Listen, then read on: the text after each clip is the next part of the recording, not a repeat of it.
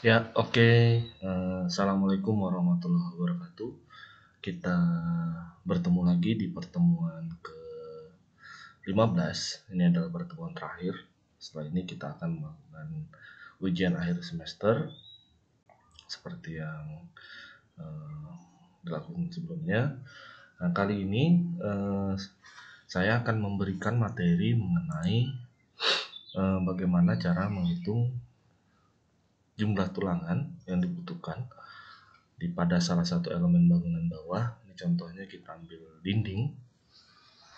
Jadi dari sebelumnya yang telah kita lakukan, melakukan pembebanan, eh, merekapitulasi pembebanan, lalu menambah beban terfaktor dari pembebanan itu, maka kita masuk ke desain penulangan. Jadi kebutuhan tulangan yang dibutuhkan. Nah, dari hasil rekap itu, untuk penulangan sendiri kita menggunakan ultimate load state atau ULS. Jadi di dalam kriteria desain itu ada dua pendesainan, ULS dan SLS. ULS biasanya menggunakan untuk analisis desain struktural seperti penulangan lentur, kita menggunakan beban ULS. Sedangkan untuk desain stabilitas fondasi kita akan menggunakan SLS atau service load state. Ya, ini untuk ULS telah disepakati kita biasanya menggunakan kombinasi pembebanan kuat 1, kuat 3, kuat 5, dan ekstrim 1. Nah, dari 4 ini kita ambil dari rekap sebelumnya yang di atas. Jadi kita kan sudah merekap terhadap beban terfaktornya. Ini kita collecting, masukkan dari atas tadi. Ini contohnya kita lihat. Nah, ini rekap pembebanan ultimate dinding. Jadi kondisi ultimate. Nah, ini masing-masing diambil, ini kita ambil. Ada aksial, geser, dan momen. Nah, kembali ke bawah.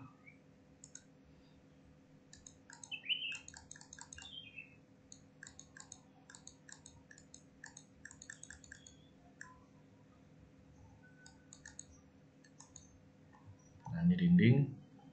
Ini parameter yang kita gunakan itu sesuai dengan gambar rencana. Jadi dindingnya, contohnya tadi kita sudah sepakati ini lebarnya 3, memanjangnya 8. Ya, 8. Nah, jadi lebar 3, kalau ini tampak atas, jadi lebarnya 8, lebarnya 3, panjangnya 8. Nah, ini dari hasil data collecting, kita dari atas tadi diambil yang maksimum, max, maksimum juga, itu di koleksinya di bawah, dan momen yang maksimum. Nah, setelah itu karena ini momen yang terjadi pada struktural, karena kita meninjau per 1 meter, maka ini dibagi per dari lebarnya. Jadi tinjauannya 3 meter per 1 meter. Gitu seterusnya. Jadi aksialnya dibagi 8, gaya lintangnya juga dibagi 8, momennya juga dibagi 8. Dapatlah gaya yang terjadi per 1 meter. Nah, untuk faktor reduksi baru kita masuk ke dalam penggunaan karena kita sudah collecting aksial, geser, dan momen, maka kita melakukan perhitungan. Faktor reduksi kekuatan lentur itu sudah standar ya, 0,8 sesuai SNI. Baru selimut betonnya minimum, kalau dia bisa kita menggunakan 5 cm atau 7 cm yang langsung berinteraksi dengan tanah. Diameter tulangan kita menggunakan diameter 32, FG prime, kotakan betonnya FG prime nya 30 MPa, tegangan leleh kita menggunakan 420 yang sudah terbaru. Nah, momen yang diambil adalah momen ini yang sudah maksimum. Ini. Lalu karena ini satuannya kilonewton meter, kita jadikan newton milimeter. Satuannya harus selalu diingat karena perbedaan satuan akan menjadi kacau hasilnya. Karena MPa sendiri itu sama dengan newton per milimeter persegi, meter square. Lalu tebalnya tadi kita sudah sepakati 3 meter sesuai rencana. B-nya per 1 meter. Jadi titik tangkap tulangan terhadap serat beton itu adalah tinggi total. Ini kita saksikan.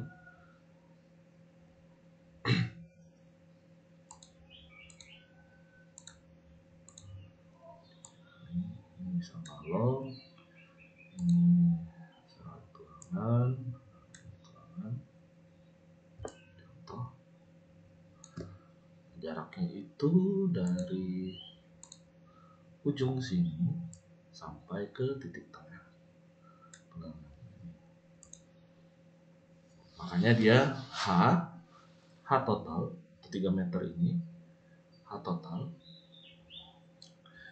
dikurangi dengan selimut beton DS 5 cm, baru dikurangin lagi setengah dari diameternya 32 ini, dapatlah titik tangkap tulangan terhadap tekan beton. Jadi dari 3 meter menjadi 2,934 meter atau 2934 mili. Lalu faktor tinggi distribusi tegangan ini bisa sesuai syarat SNI. Jika Fg prime itu kurang dari 30 MPa, maka faktor tinggi distribusi tegangan adalah 0,85. Jika Fg prime-nya 30 kurang dari 30 atau sama dengan. Tapi kalau jika Fg prime-nya itu lebih besar daripada 30 MPa dan sama dengan 55 MPa, kita menggunakan faktor tinggi distribusi tegangan beton itu 0,8, 5 dikurangi 0,0008 dikali Fg prime dikurangi 30. Jadi kalau misalnya Fg prime nya 50, berarti 0,85 dikurangi 0,008 dikali 50 dikurang 30. Nanti hasilnya berapa? Jadi semakin tinggi Fg prime nya, maka faktor tinggi distribusi tegangan terhadap beton itu mengecil. Contoh misalnya Fg prime melebihi 55 MPa, maka faktor tinggi distribusi tegangannya pada beton itu 0,65 jika lebih besar atau sama dengan 55 MPa. Nah, momen nominal itu berarti dari momen ultimate kita yang ada dibagikan dengan faktor lentur, reduksi kekuatan lentur. Jadi otomatis akan naik karena dibagi dengan faktor reduksi 0,8. Jadi dari 10.000 atau menjadi berapa? Ya 10 miliar ya. 10 miliar Newton milimeter menjadi 12 miliar Newton milimeter atau 10.171,93 kilonewton meter menjadi 12.719,914 kilonewton meter.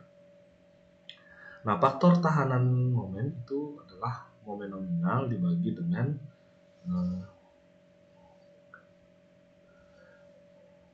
lebar kali tinggi pangkat 2. Jadi ini adalah faktor tahanan momennya.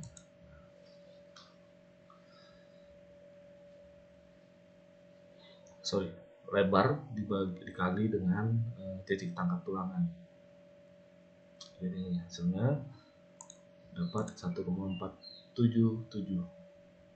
Maka dengan kita bisa mengetahui rho tulangan perlu adalah rumus 0,85 dikali Fg prime bagi F yield